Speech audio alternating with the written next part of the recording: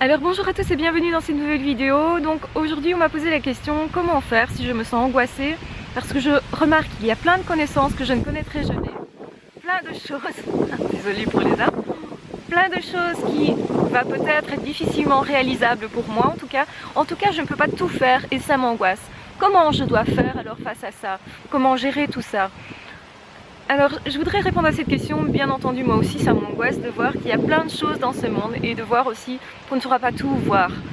Maintenant, ce qui est important, c'est de réaliser au moins une partie de ses rêves, au moins d'avoir essayé et de s'être rendu compte à un moment donné que c'était important pour soi, de ne pas courir derrière n'importe quoi, parce qu'effectivement, il faut choisir ce qui va être épanouissant pour nous, choisir ce qui est préférentiel. Donc, qu'est-ce que je préfère faire?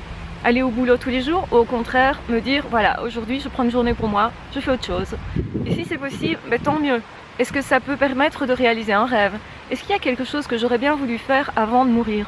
Eh bien ça, ce sont des questions effectivement importantes, mais je pense que plutôt que de se dire il y a plein de choses à apprendre, etc. et je n'aurai pas le temps de tout faire, essayez aussi de vous faire confiance parce qu'au final, vous n'avez pas besoin de tout savoir. Ce qu'il faut savoir, c'est surtout ce qui va vous servir dans votre vie. Donc autrement dit, je pense qu'on a tous au fond de nous une certaine connaissance des choses et que l'on doit surtout s'écouter. La plus grosse connaissance que nous avons ne se trouve pas dans les bouquins, mais se trouve plutôt au fond de nous.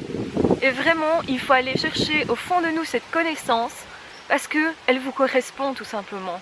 Vous n'avez pas besoin de tout savoir et ce que le voisin a besoin de savoir ne sera pas ce que vous avez besoin. Tout simplement parce qu'on a des vies différentes, on a des chemins différents à faire. Et nous sommes des personnes différentes. Donc on a besoin d'adapter aussi ces connaissances-là. Effectivement, vous pouvez passer votre temps à lire des bouquins. C'est agréable, on va dire ce qui est, ça relaxe parfois et vous allez découvrir des choses incroyables que vous aurez peut-être envie de tester. Mais rien ne vaut l'action, donc ne restez pas simplement dans des pensées, essayez aussi de passer à l'action. C'est comme ça qu'on réalise des rêves. Rêver, c'est bien. C'est important de rêver, c'est important effectivement, mais ce n'est pas suffisant. Donc essayez de réaliser quelque chose, de faire des petits actes qui va vous mettre en mouvement. Peu à peu, vous allez prendre cette habitude et peu à peu, vous allez vous développer aussi et aller de plus en plus vers vos rêves. On ne se rend pas compte, on croit que pour réaliser ses rêves, il faut vraiment faire des choses extraordinaires. En fait, non, pas du tout. Il faut d'abord faire un petit pas. Quel est le petit pas que je peux faire aujourd'hui pour aller davantage vers ce rêve-là ou vers cet autre rêve-là?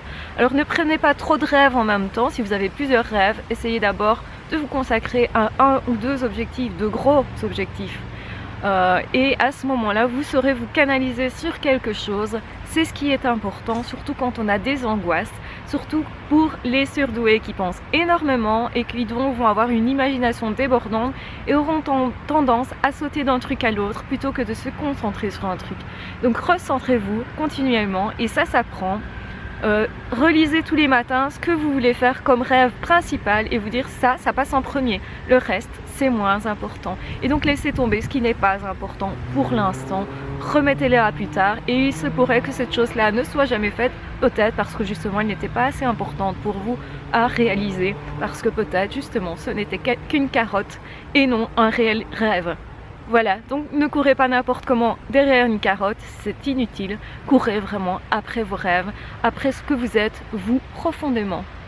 J'espère que cette vidéo vous aura aidé, qu'elle vous aura permis d'apaiser vos angoisses, de vous dire ok, personne ne peut tout connaître, ce que j'ai besoin de connaître, c'est ce qui est important pour moi, ce qui va me faciliter la vie et ce qui va me permettre d'accomplir mes éventuels rêves ou au moins d'avoir essayé. Je vous embrasse très fort, sachez que si vous essayez d'accomplir un rêve, vous êtes déjà dans les 80%, enfin 80% des gens je pense n'accomplissent rien du tout et n'essayent même pas. Si vous faites ça, eh bien c'est plus qu'acceptable, soyez fiers de vous, soyez fiers de ça. Je vous embrasse très fort, on se retrouve très vite pour d'autres vidéos. N'hésitez pas à vous abonner à ma chaîne, à ciao, bye bye.